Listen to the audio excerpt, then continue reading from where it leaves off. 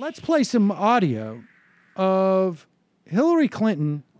And frankly, I think it's sort of a strange hedge.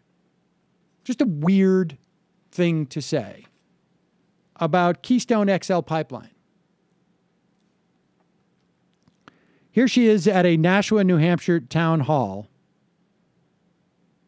I don't know, maybe she just wants to make some news. So she said something sort of silly. But here she is responding to a question on Keystone XL. Yes, yeah, right there. Yeah. As president, would you sign a bill, yes or no, please, in favor of allowing the Keystone XL pipeline? Well,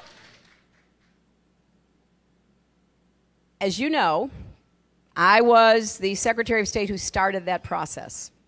I was the one who put into place the investigation. I have now passed it off as obvious, because I'm no longer there, to Secretary Kerry. This is President Obama's decision, and I am not going to second-guess him because I was in a position to set this in motion, and I do not think that would be the right thing to do. So I want to wait and see what he and Secretary Kerry decide. If it's undecided when I become president, I will answer your question. Did they not think that she'd get this question? I mean,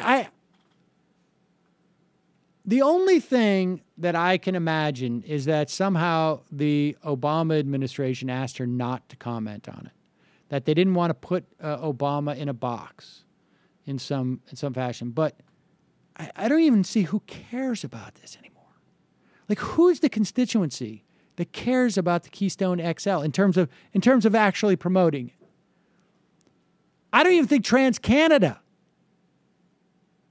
wants to do it. They're just the value of that oil at the moment is just not high enough.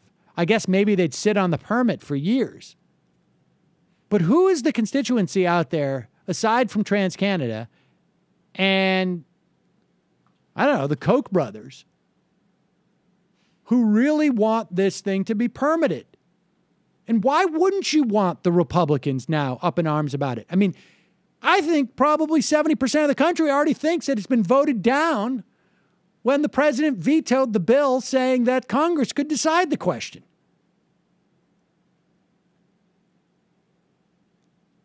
I mean, I don't know that this means that she would permanent it, but it does mean that she doesn't seem to be incapable of answering some of the most basic questions. Like I say, Bernie Sanders, more than competitive against the potential GOP nominees. More than competitive. That said, they did not poll Sanders against George Pataki, so you never know.